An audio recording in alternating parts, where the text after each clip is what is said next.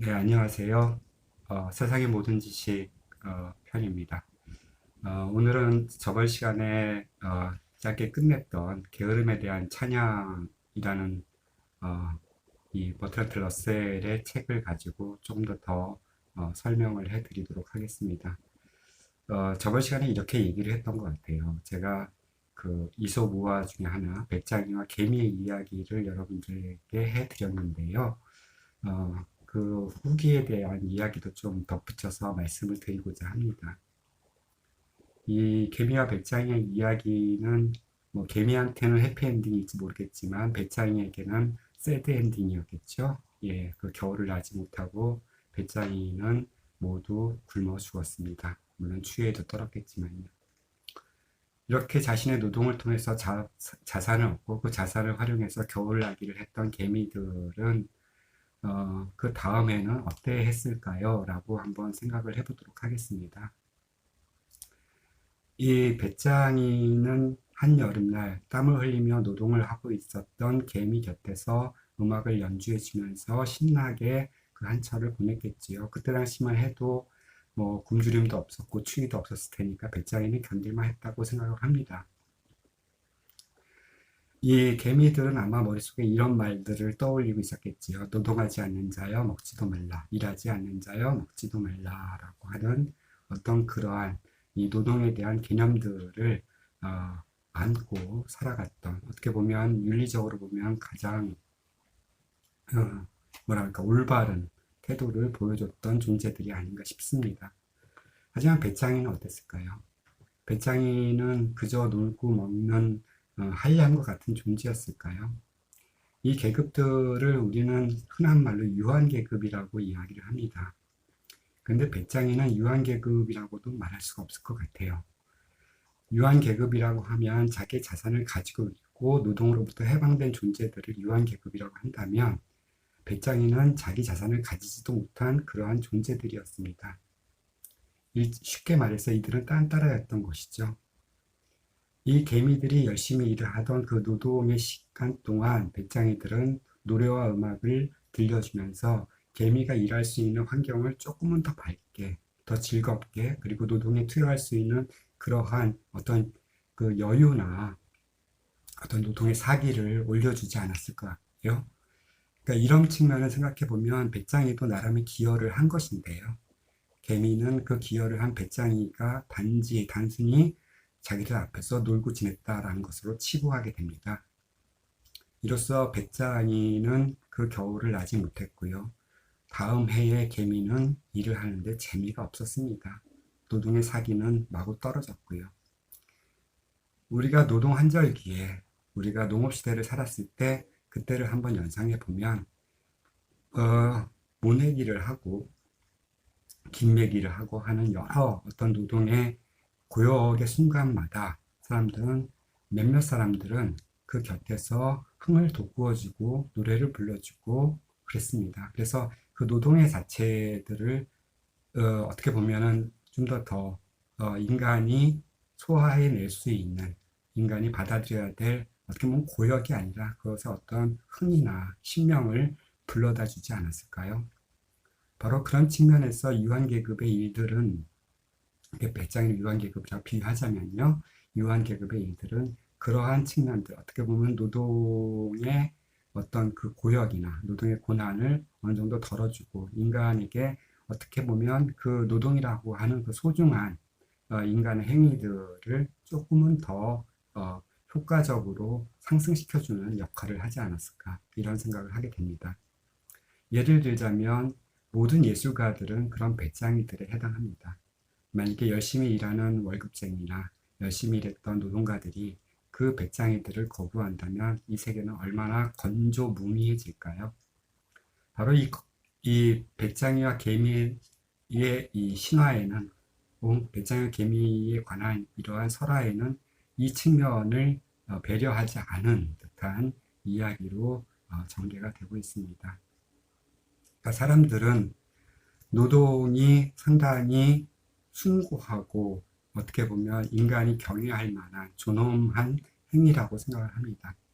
예, 물론 생존에 결합되어 있고 그것이 이제 밥벌이를 위한 노동이라고 치부하는 한에서도 노동은 그렇습니다. 하지만 그 노동 외에도 인간은 여러 가지 측면에서 자신이 살기 위한 여러 가지 행위들을 합니다. 제가 생각하고 있는 예술은 단순히 인간이 배부르고 등이 따셔서 누릴 수 있는 잉여적 문화가 아닙니다. 예술은 가장 인간의 생존이 위급할 때, 각박할 때, 그리고 그것이 절실할 때에 같이 나올 수 있는 생존의 수단이라는 것이지요. 그러한 측면에서 어떻게 보면은 예술가라고 생각하고 있는 유한 계급들은 인간에게 자신 나름의 어떤 재주와 재능을 이용하여서 사람들을 즐겁게 하고 삶의 가치가 있는 것으로 여기게끔 만들어주는 매우 소중한 영양제 역할을 한다라고 생각이 듭니다. 어떻게 보면 러셀이 말하는 노동이라고 하는 것 자체도 이 노동의 어떤 이 윤리, 도덕 이런 것들이 노동자로부터 생겼는가, 혹은 이것이 어떻게 보면 그 노동을 향유하는, 그러니까 노동의 결실을 가져가는 어떠한 계급들에 의해서 생겼는가를 파악하고 있습니다. 실제로 그 노동의 모순이라고 하는 것은 이런 측면에서 드러나게 되는데요. 오히려 그 노동을 실제로 담당하는 사람들에 의해서 노동의 시간, 노동의 급여, 혹은 노동에 대한 보상이 정해지는 것이 아니라 오히려 그 노동을 부리고 노동의 결실을 다 대부분 수확해 나가는 그러한 존재들에 의해서 노동의 가치가 먹여진다고 한다는 점이 어떻게 본다면 큰 모순이 아닐 수 없고요. 바로 이 모순을 바라다 본 것이 본 사람이 버트란트 러셀이라는 사람이었을 겁니다. 제가 몇 가지 구절을 좀 더 읽어드리면서 러셀의 입장을 좀 정리를 해보고자 합니다.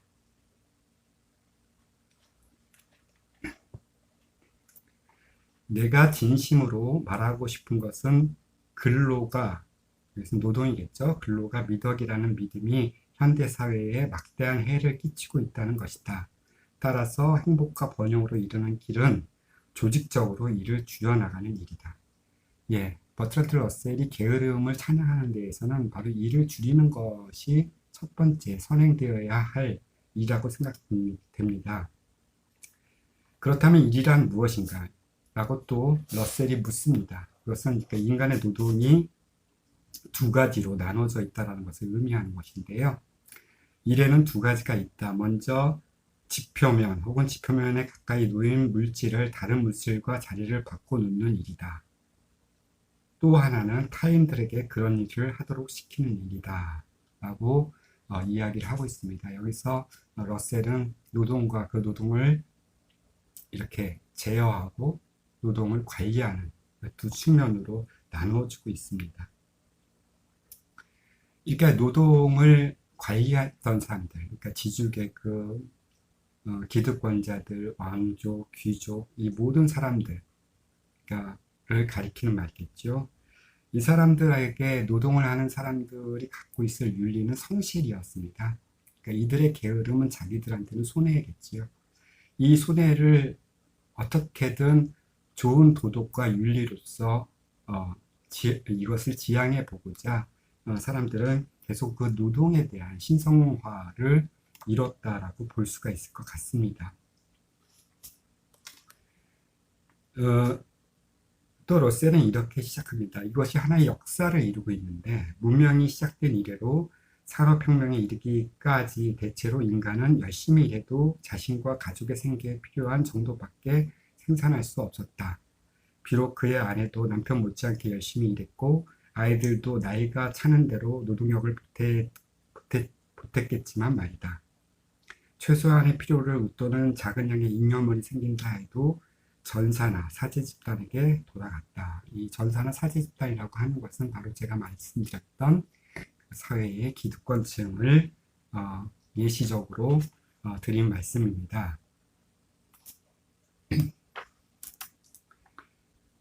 그렇다면 노동자들은 자신의 노동에 대해서 어떻게 생각할까요? 러셀은 묻습니다. 노동자에게 당신이 인생에서 제일 좋아하는 게 뭐요? 라고 물었을 때 노동자가 대답할 가능성이 없는 대답은 바로 이러한 대답입니다. 나는 육체 노동을 즐깁니다. 그것은 내가 인간의 가장 고귀한 임무를 수행하고 있다고 느끼게 하기 때문입니다. 또한 인간이 이 지구를 얼마만큼 변화시킬 수 있을까 생각하면 즐겁기 때문입니다.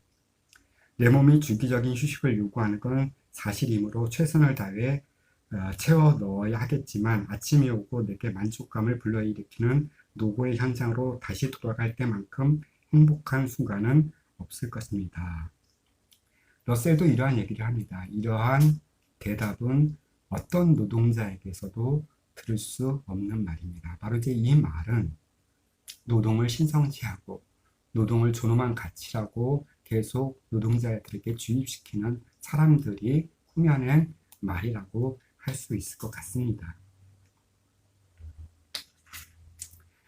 마지막 페이지를 잠시 읽어보면서 이야기를 끝내도록 하겠습니다. 그 노동은 어느 때나 할 것 없이 과잉의 노동 상태를 만들어 왔고 이것이 어떤 사회 발전의 추동력이 되었긴 했지만 실제로 이 노동자들은 요새 말대로 몸을 갈아가면서 이 노동에 전념을 해야 되겠습니다. 그래서 신경쇠약, 피로, 소화불량증 같은 병들도 이런 근원을 가지고 있지요. 사람들이 노동시간을 줄인다면 어떻게 될까요? 사람들은 여가를 즐기고 휴식을 취하고 뭔가 다른 일을 할 수 있는 여력을 보존하지 않겠습니까?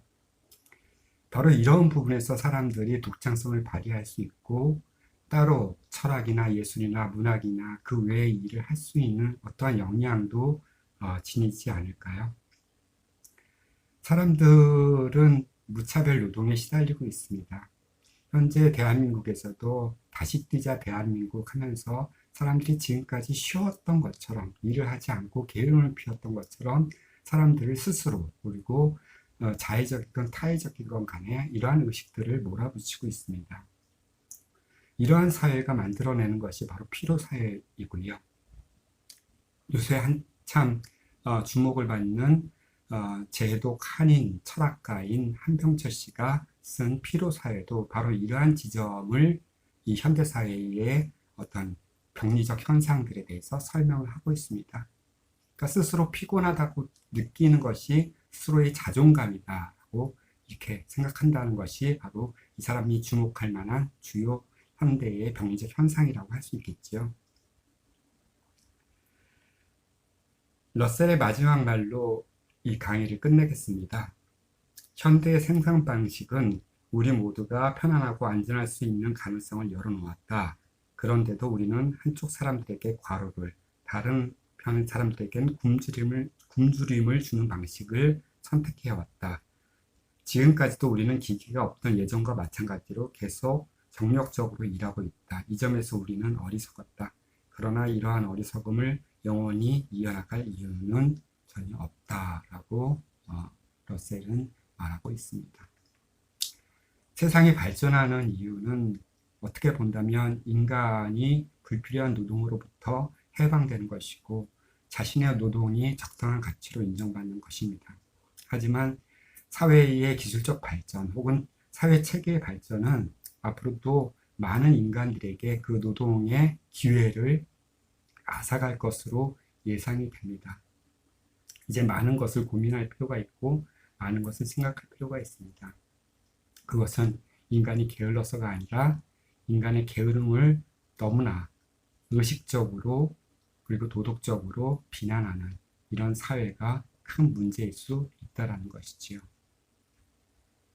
인간들은 항상 성실했습니다. 가족에게, 자신에게, 그리고 사회에 항상 성실한 존재였지요. 그 성실성을 쥐어짜는 이 사회의 모순을 우리가 한 번이라도 각성된 눈으로 쳐다본다면 아마도 피로사회가 되든 게으름에 대한 비난이 됐든 이 모든 것들을 약간은 벗어날 수 있지 않을까. 제가 한때 얘기했던 그 노예 도덕이라고 하는 점에서 인간이 스스로 자신만의 도덕을 세울 수 있는 기회를 갖지 않을까 생각됩니다. 다음에 뵙겠습니다. 안녕히 계세요.